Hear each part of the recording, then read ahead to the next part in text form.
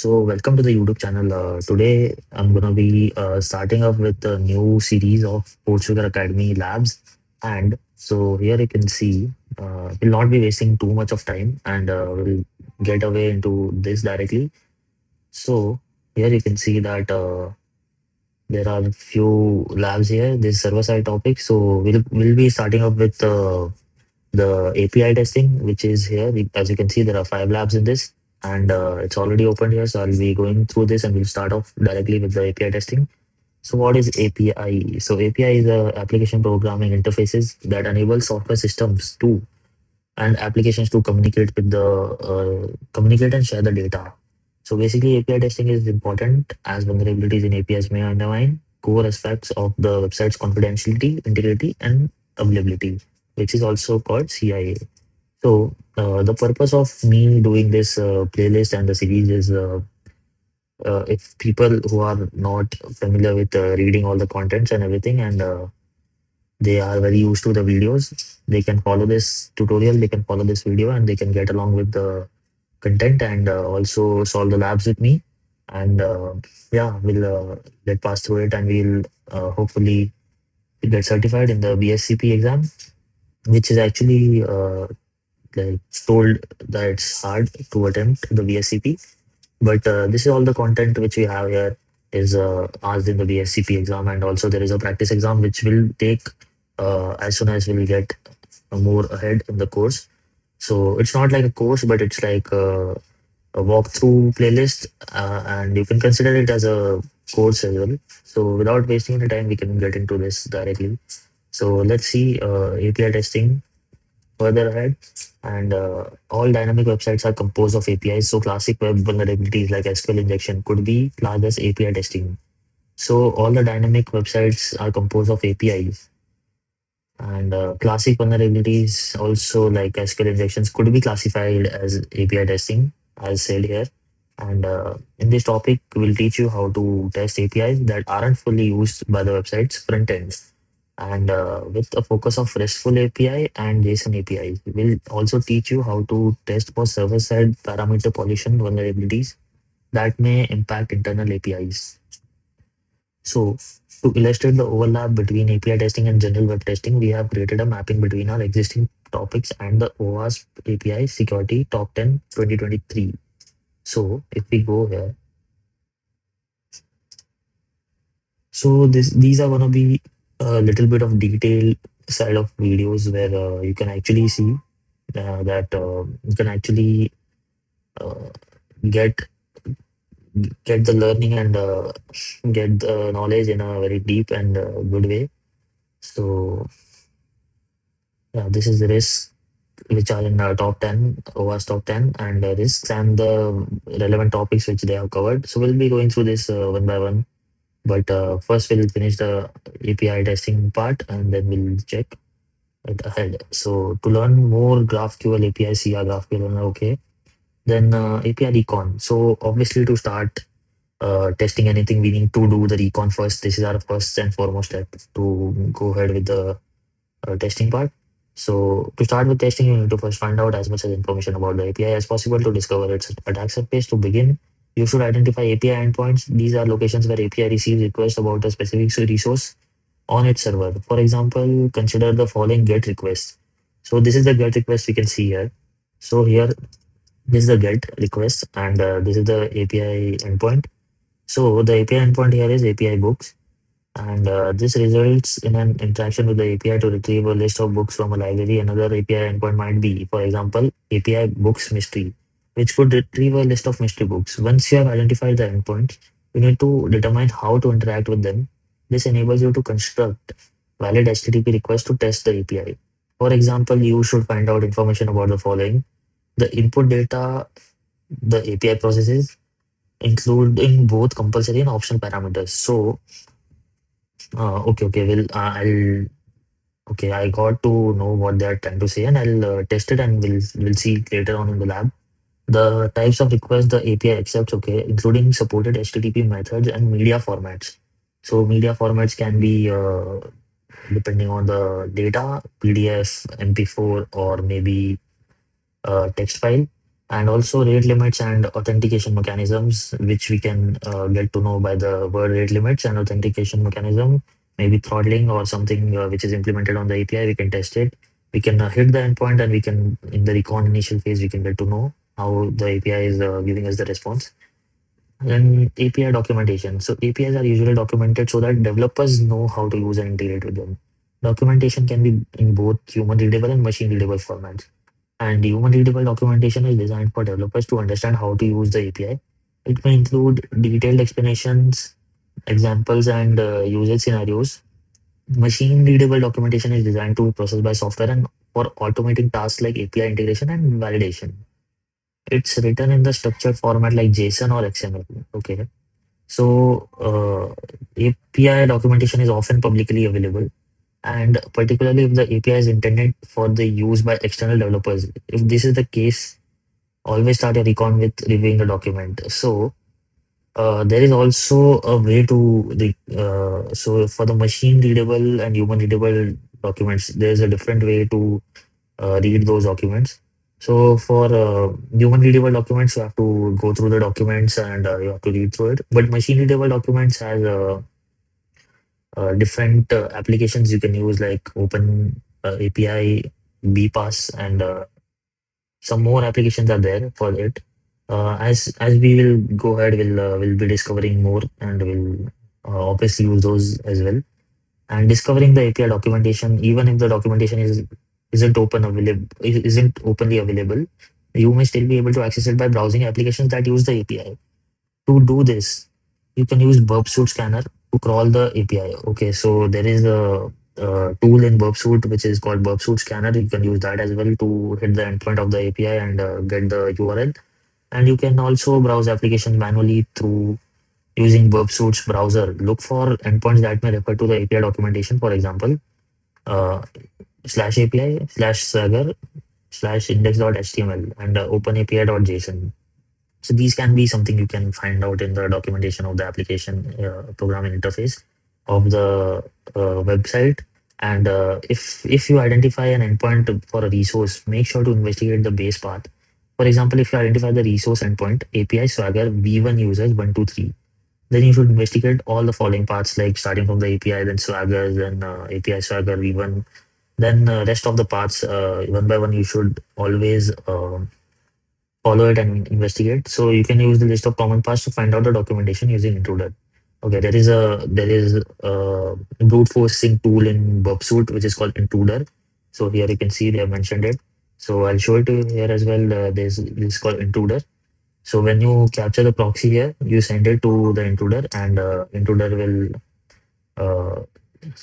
you can use a word list or a few of your own words to perform the brute force and check the endpoints.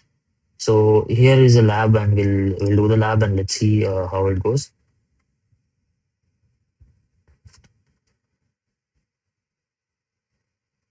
So in this lab, to solve the lab, so it's the lab task is to exploiting an API endpoint using the documentation. And to solve the lab, find the exposed API documentation and delete Carlos.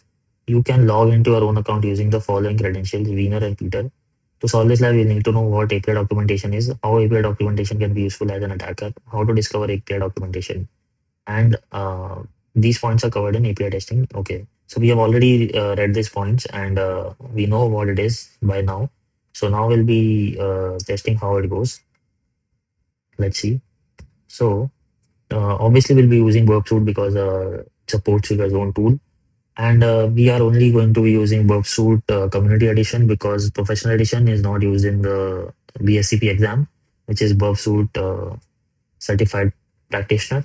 We can't use the Worksuite Professional in BSCP exam, so we'll be using Community Edition, and I think it will be enough for the exam, so no need to worry about that. And let's see. So this is the lab we have accessed right now, and so let's see what is there in our account. And if we click on my account, then we can log in with the username and password. So I'll use my username here, Veena and Peter, for the login. And yeah, here you can see we logged it in. So, to hit the endpoint of the API, we'll check if our URL shows the API somewhere in the URL. It's not here, but so basically, we need to capture the request in the verb suite. So actually, if I check, if I want to update my email, let's see, we'll do delete at the gmail.com. I think there is something which is not being shown here because and also we have to make sure that these steps should be clear ones, and it should be like the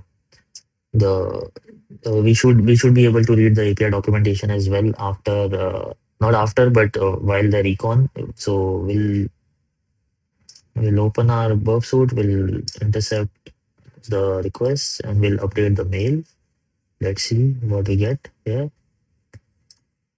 No. Okay, our email is already updated, but we'll see. We'll make it delete 123. We'll update the mail. We'll check. Is my website proxy open? Yes, it is open. Let's see, 123 at the gmail.com. We will update the mail. No hits. Okay. So still no, still no luck. Let's see. So here in our HTTP request, wait, we can restart the website maybe.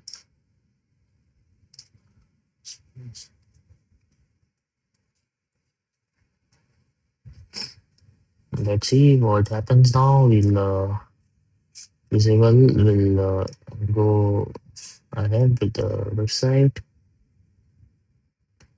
and now we'll try to update our mail here.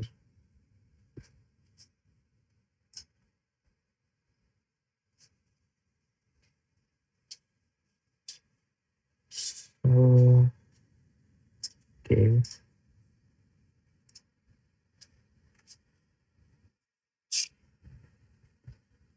I'm sorry if it's a bit laggy because even I'm facing the issue.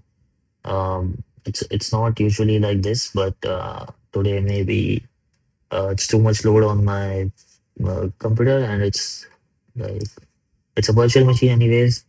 So it is, and also I'm recording the video simultaneously, so it's not working in my favor right now. But it's okay. We'll check. We'll get it. Because Bob Suite is also a kind of a heavy application. You need to have a good computer for it. And if you are catching and intercepting multiple requests and doing a brute force, you need a good CPU and a GPU. So even though I'm using MacBook, but the VM in MacBook is not very good. But soon I'm gonna be shifting to my Windows computer, and there I won't be able to find these problems. So yeah, so now we have our Bob Suite open here. We'll intercept the proxy. Let's see. I'll update the mail. Oh shit, I didn't. Okay, okay, I did, but still no luck. Maybe let's log out again and we'll. Okay, it's capturing the request, but it's not proceeding it forward. So I'll turn that off. I'll go to my account again and let's see. Okay, Beamer and Peter.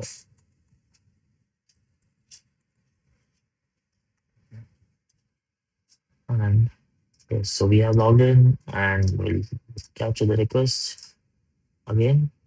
Okay, a proxy is connected. Let's intercept the request Hopefully, yeah, we get it. We got it this time, and let's identify what is here. So, so first of all, I'll send it to the repeater, and we'll play around with it. So basically, for a context, repeater is nothing but the playground where you can modify your HTTP requests and see the response for it.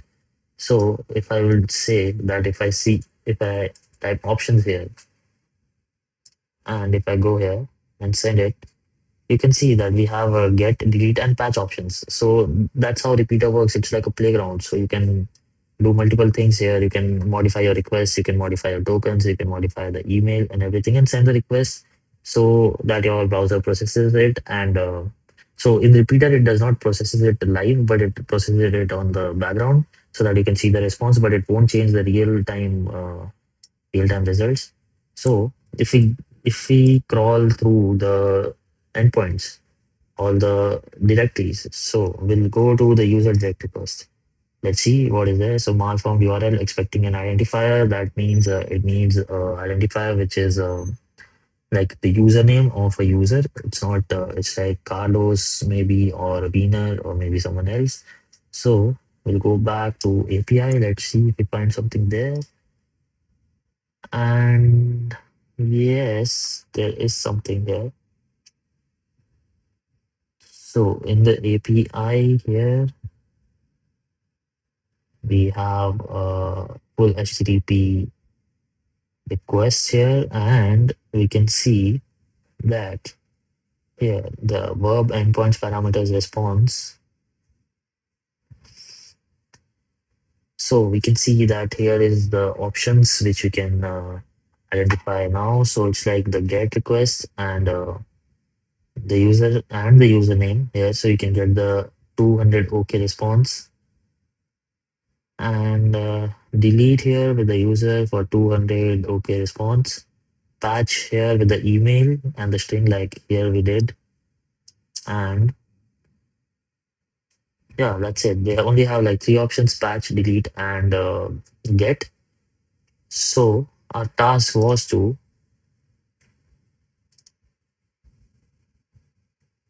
delete the user Carlos. So we'll go here. Again, I'll show you that which options do we have now. So user and winner, or we can say Carlos.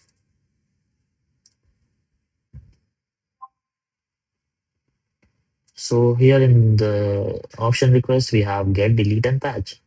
So if we get Carlos, let's see what we have. Yeah. If we get Carlos, we have Carlos at the rate carlosmontoya.net. Carlos is mail and its username. So what if I patch the Carlos with 123 at the rate gmail.com? So it's not possible. Let's see. We get it. Okay. Not changed. But options. Let's see what we got here. So the get, delete, and patch are allowed. So if we go and patch it to Carlos, maybe something with the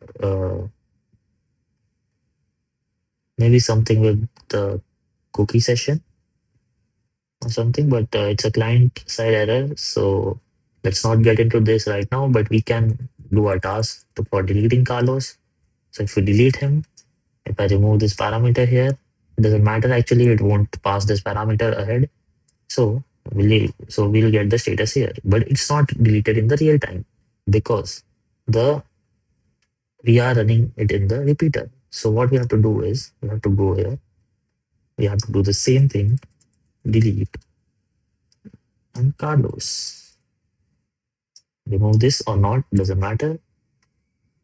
Okay, I'll show it with this. And so if you see here, we have the lab is not solved yet, but if we forward this request, hopefully the lab gets solved. And So the user not found 404. If we refresh this, okay, I think we got the okay,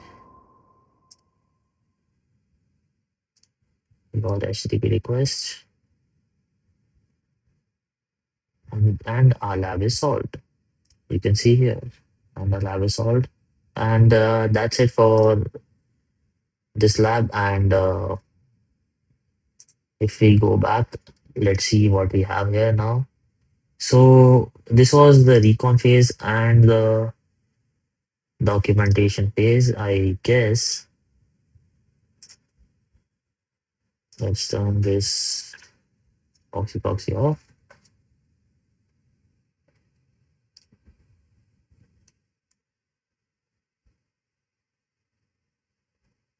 So we have